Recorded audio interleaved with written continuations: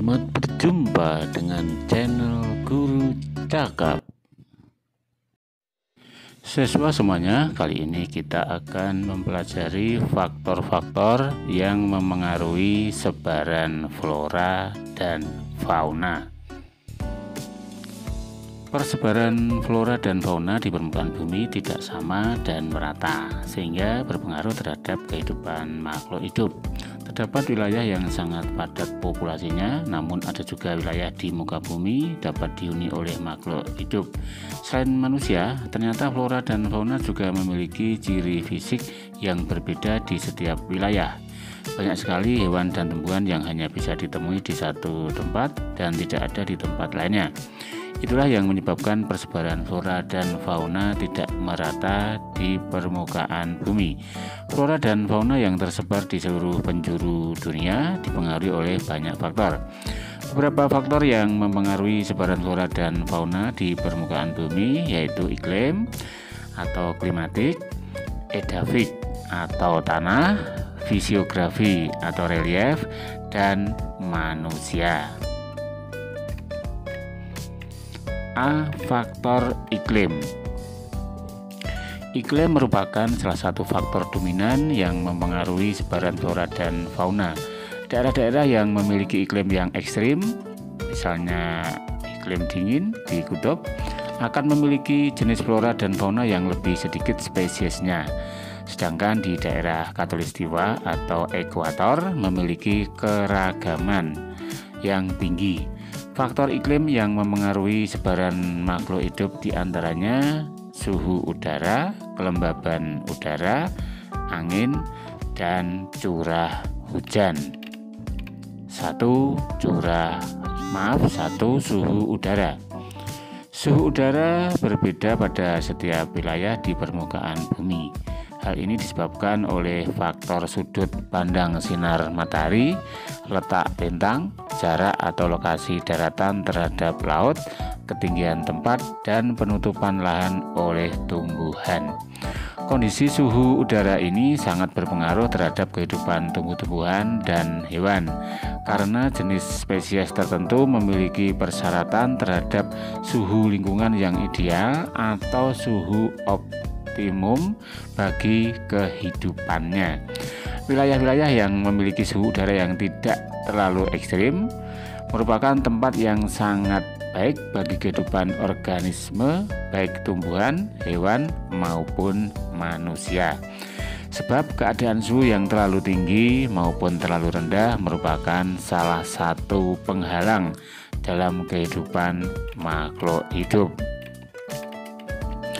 Khusus vegetasi, kondisi suhu udara adalah salah satu faktor pengontrol persebaran vegetasi sesuai dengan posisi lintang, ketinggian tempat, dan kondisi topografinya. Karena itu, sistem penamaan habitat tumbuhan sering kali sama dengan kondisi iklimnya, seperti vegetasi hutan tropis, vegetasi lintang sedang, vegetasi gurun, dan vegetasi pegunungan tinggi. 2. Kelembaban udara. Kelembaban udara menunjukkan banyaknya uap air yang terkandung dalam udara. Kelembaban berpengaruh langsung terhadap kehidupan tumbuhan atau flora. Ada tumbuhan yang sangat cocok hidup di daerah kering, daerah lembab, bahkan ada jenis tumbuhan yang hanya hidup di wilayah-wilayah yang sangat basah.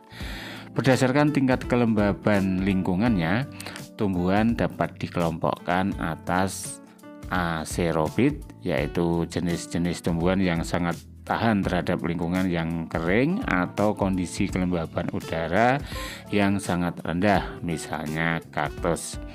B. Mesofit, yaitu jenis-jenis tumbuhan yang sangat cocok hidup di lingkungan yang lembab tetapi tidak basah, seperti anggrek dan cendawan. C. Hygrophit, yaitu jenis tumbuhan yang sangat cocok hidup di daerah yang basah seperti teratai, eceng gondok, dan selada air. D. Tropopit, yaitu jenis-jenis tumbuhan yang mampu beradaptasi terhadap daerah yang mengalami perubahan musim hujan dan musim kemarau. Tropopit merupakan flora khas wilayah iklim musim tropik. misalnya jati dan eukaliptus. 3. Angin. Angin sangat berpengaruh terhadap kelangsungan hidup tumbuhan. Di daerah terbuka hanya tumbuhan berakar dan berbatang kuat yang dapat bertahan hidup dari hembusan angin yang sangat kencang. Angin juga sangat membantu dalam proses penyerbukan atau pembuahan beberapa jenis tumbuhan, sehingga proses regenerasi tumbuhan dapat berlangsung. Tumbuh-tumbuhan tertentu penyebaran benihnya juga dilakukan oleh angin, misalnya spora yang diterbangkan oleh angin pada tumbuhan paku-pakuan atau pteridophyte. 4. Curah hujan. Air merupakan sumber utama dalam kehidupan. Tumbuhan sangat tergantung pada curah hujan dan kelembaban udara. Banyak sedikitnya jumlah curah hujan di suatu tempat akan membentuk karakter khas bagi formasi-formasi vegetasi di muka bumi. Kekhasan jenis-jenis vegetasi ini dapat mengakibatkan adanya hewan-hewan yang khas pada lingkungan vegetasi tertentu, karena pada dasarnya tumbuh-tumbuhan merupakan produsen yang menyediakan makanan bagi hewan. B. Edafik atau tanah. Faktor edafik adalah faktor tanah yang ditempati oleh hewan dan tumbuhan. Tanah adalah media utama bagi tumbuhnya vegetasi atau tanaman. Kebutuhan pertumbuhan dan perkembangan vegetasi seperti unsur hara, kebutuhan bahan organik atau humus, air dan udara disediakan oleh tanah. Tanah yang subur akan memberikan dampak yang baik bagi pertumbuhan tanaman. Selain itu, hewan juga akan lebih mudah menemukan makanan jika tanaman di sekitarnya tumbuh subur dan berbuah lebat. Lapisan tanah yang berpengaruh terhadap vegetasi adalah lapisan tanah atas atau topsoil yang terdiri dari horizon O dan horizon A. Sedangkan untuk lapisan tanah bawah atau subsoil terdiri dari horizon E dan horizon B, serta volume tanah meliputi lapisan tanah atas dan lapisan tanah bawah. Faktor-faktor fisik tanah yang mempengaruhi pertumbuhan vegetasi antara lain: 1. Tekstur atau ukuran butiran tanah. 2. Tingkat kegemburan. 3. Mineral organik atau humus. 4. Mineral anorganik atau unsur hara. 5. Kandungan air tanah. Yang keenam, kandungan udara tanah. C. Fisiografi atau relief bumi.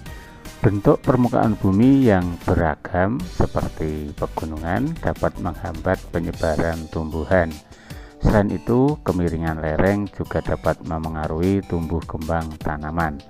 Lereng yang membelakangi sinar matahari, pertumbuhannya akan terhambat dibandingkan dengan kondisi sebaliknya. Hal ini menyebabkan adanya perbedaan suhu, sehingga terjadi perbedaan jenis vegetasi berdasarkan tinggi tempat. Demikian pula jenis vegetasi atau flora dan fauna yang hidup di dataran rendah tentu berbeda dengan di dataran tinggi ataupun di wilayah pegunungan tinggi. D. Manusia. Tumbuhan yang memiliki daya adaptasi kuat akan menghambat tumbuhan lain yang memiliki daya adaptasi yang lemah, sehingga mendominasi pada suatu wilayah tertentu. Organisme cacing dapat menyuburkan tanah sehingga memengaruhi jenis tanaman pada permukaan bumi. Selain itu, manusia juga memiliki peran sebagai penyebar flora dan fauna. Terkadang juga berperilaku tidak baik dalam menjaga kelestarian alam. Sebagai contoh, hewan langka yang saat ini sulit ditemukan di alam bebas, Semuanya berawal dari keinginan manusia untuk memperluas lahan pertanian sehingga menggunduli hutan yang merupakan habitat hewan banyak. Demikian, terima kasih, sampai jumpa.